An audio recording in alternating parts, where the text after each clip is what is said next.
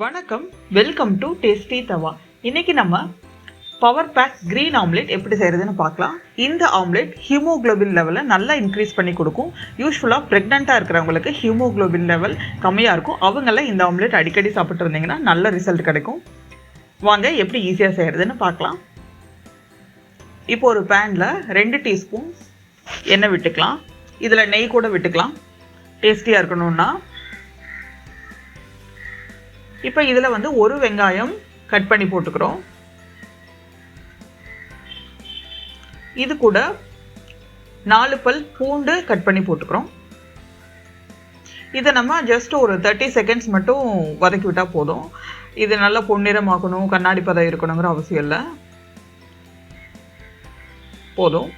இப்போ இதில் நம்ம ஒரு கட்டு முருங்கைக்கீரை இலைகளை சேர்த்துக்கிறோம். கீரையை நல்லா உருவிட்டு கழுவிக்கோங்க. கழுவிட்டு ரஃப்பாக சாப் பண்ணி போட்டுக்கோங்க, ஈஸியாக வெந்துடும்.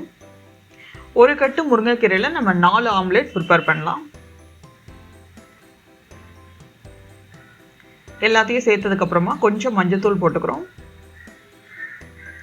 கீரைக்கு தேவையான அளவு உப்பு சேர்த்துக்கிறோம்.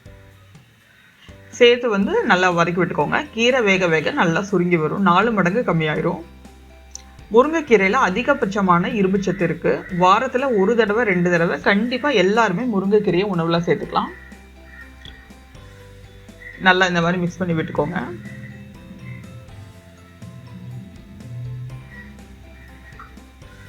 முருங்கைக்கீரையில் இரும்பு சத்து இருக்குது, அதனால் இது கூட புரதச்சத்து உள்ள உணவு சேர்த்தும் போது நமக்கு ஹீமோகுளோபின் லெவல் உடம்பு அப்சர்வ் பண்ணிக்கும். இப்போ பாருங்கள், முருங்கைக்கீரை நல்லா வெந்துருச்சு. இப்போது நம்ம டேஸ்ட்டுக்கும் காரத்துக்கு தகுந்த மாதிரி மிளகாத்தூள் 1 டீஸ்பூன் போட்டுக்கிறோம். மிளகுத்தூள் 1 டீஸ்பூன் போட்டுக்கிறோம். நல்லா மிக்ஸ் பண்ணி விட்டுக்கோங்க. மிக்ஸ் பண்ணதுக்கப்புறமா ஸ்டவ் ஆஃப் பண்ணிடலாம். இப்போ 6லிருந்து 7 எக் வரைக்கும் எடுத்துக்கோங்க. லைட்டாக உப்பு போட்டுக்கோங்க. 1/2 டீஸ்பூன் அளவுக்கு மிளகுத்தூள் சேர்த்துக்கோங்க. கொஞ்சம் கொத்தமல்லி தழை சேர்த்துக்கலாம்.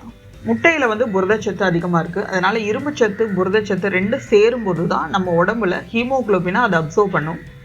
அதனால் வெஜிடேரியன்ஸாக இருந்தீங்கன்னா முருங்கைக்கீரை செய்யும்போது கூட கொண்டைக்கடலை குழம்பு அந்த மாதிரி சேர்த்து சாப்பிட்லாம், நல்ல ரிசல்ட் கிடைக்கும்.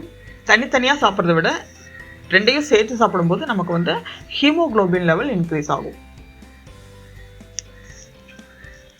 இப்போது நம்ம வேக வச்ச முருங்கைக்கீரை உள்ளே சேர்த்துக்கிறோம். பாருங்கள், நல்லா மிக்ஸ் பண்ணிக்கோங்க. பாருங்கள், எக்கும் கீரையும் ஈக்குவலாக இருக்குது. இந்த மாதிரி தான் இருக்கணும்.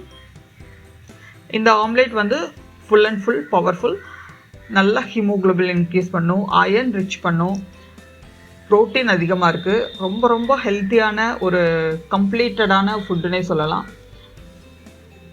தோசைக்கல் சூடு பண்ணிவிட்டு மீடியம் ஃப்ளேமில் வச்சுக்கோங்க. நெய்யை க்ரீஸ் பண்ணிக்கோங்க.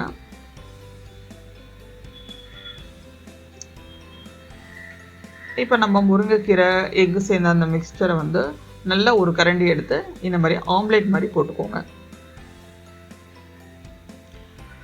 ரொம்ப ரொம்ப ஈஸியாக செஞ்சிடலாம். இது காலையில் பிரேக்ஃபாஸ்ட்டுக்கு சாப்பிட்லாம். நம்ம யூஸ்வலாக இட்லி தோசை சாப்பிடும் பதிலாக இது மாதிரியும் செஞ்சு சாப்பிட்லாம்.